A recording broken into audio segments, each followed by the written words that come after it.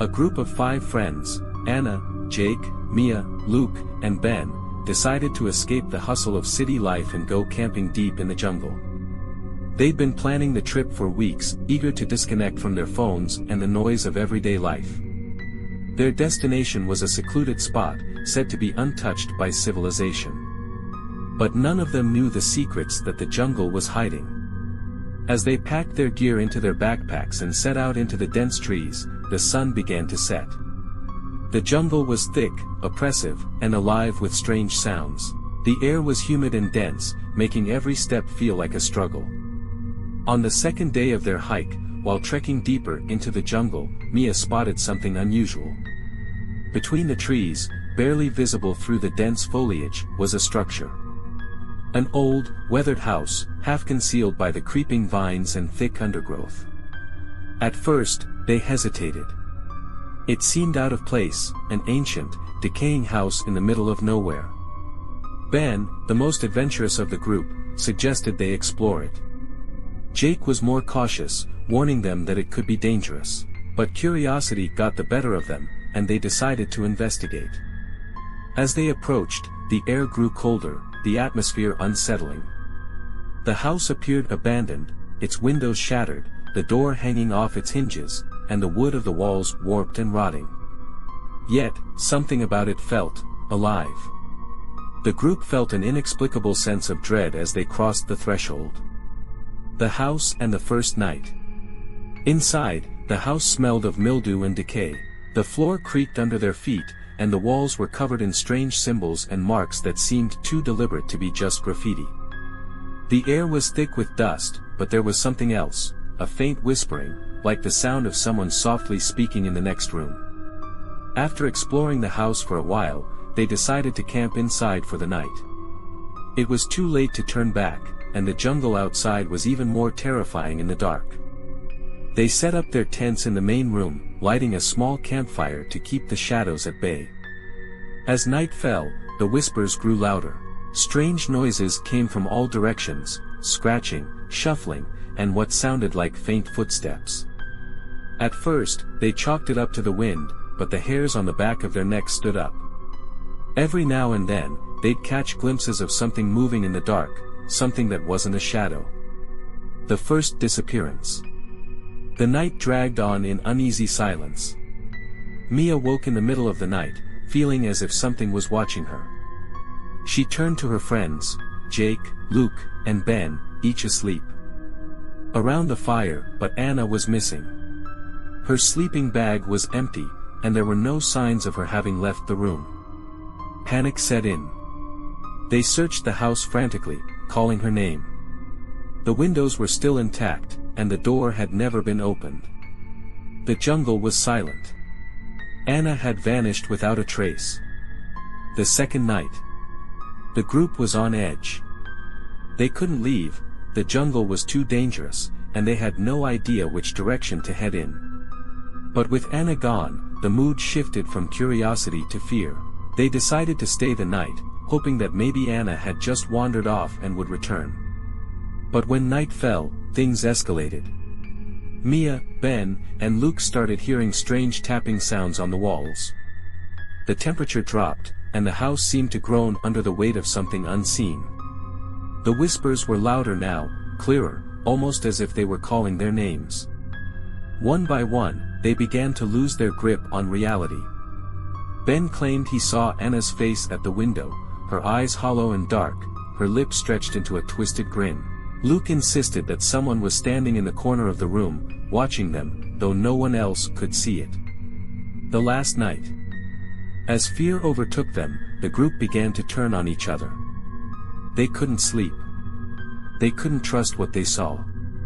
Mia and Jake barricaded themselves in a room upstairs, while Ben and Luke stayed below. But when morning came, only one would be left alive.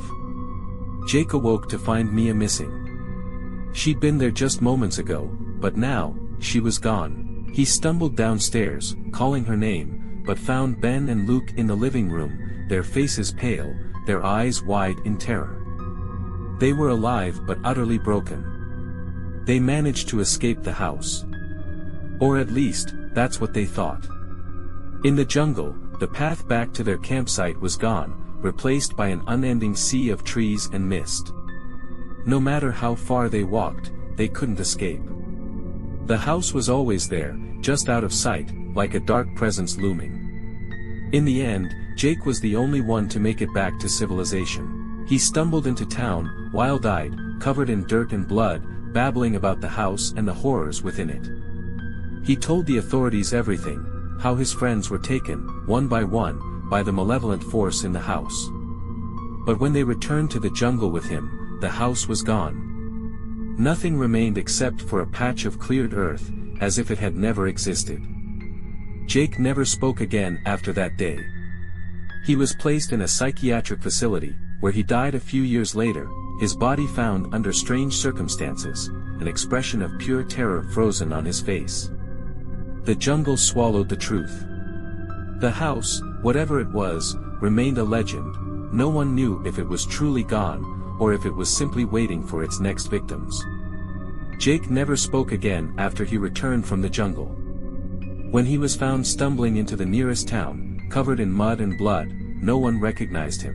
His eyes were wide with a haunting emptiness, his body trembling as if caught in some eternal, unseen nightmare. They thought he was just another lost wanderer, confused and delirious from the heat and exhaustion. But it didn't take long for the truth to surface. His clothes were shredded, his face bruised, and there was a deep, raw gash on his arm, one that appeared to be made by something sharp, like a claw. When they tried to ask him what happened, his mouth opened, but no words came. It was as if the very memory of what he had endured had locked him in a cage of silence. Jake was placed in a psychiatric facility soon after. Doctors diagnosed him with acute post-traumatic stress disorder, though no one could explain the horror that seemed to have completely broken him. The more they tried to treat him, the more he slipped further into his own mind, retreating from the world around him. His days were filled with quiet, restless pacing, staring blankly at the walls, and shuddering violently when anyone mentioned the word jungle or house. His nightmares were violent. Every night, staff reported hearing him scream through the halls, his voice hoarse and desperate, though no words were ever clear. He'd wake up covered in sweat, his body trembling uncontrollably, as if he had seen something so horrific that it couldn't leave his mind. Sometimes, when he thought no one was looking, he would write in a notebook he carried with him, scribbles, incoherent words, drawings that didn't make sense. One page, found after his death, was filled with a terrifying image of the house, drawn in such detail it was almost as if it were alive. His eyes were drawn wide in terror, the ink smeared where his hand had shaken. Doctors and staff tried everything, medication, therapy, even hypnosis, but nothing worked. Jake wouldn't speak, wouldn't engage. It was as if a part of him had died in the jungle, and the rest of him was merely a hollow shell, haunted by what he had witnessed. Jake's decline was relentless. Every month that passed, he seemed to slip further away from reality. His condition worsened, until he became a mere shadow of the person he had once been. He wouldn't eat unless someone physically fed him, and even then, he stared blankly ahead, his eyes haunted. He'd mumble occasionally, but no one could make out the words, just fragmented syllables that sounded like fragments of his nightmare. The staff were baffled. Some whispered among themselves that Jake had seen something so terrible that his mind couldn't process it. Others spoke of the stories of the jungle, the whispered legends of the house that appeared and disappeared, as if it were more than just an abandoned building. Despite all the care and attention Jake received, something dark seemed to follow him. Staff members began to notice strange occurrences around his room. Objects would move without explanation. Doors that were locked would be found open, as if someone had passed through. Sometimes, late at night, the lights in the facility would flicker, casting long, shifting shadows that seemed to take on shapes of their own.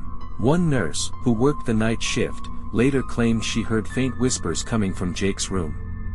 When she entered, she found him sitting up in bed, his eyes wide and unblinking, his hands trembling as he clutched a small piece of cloth.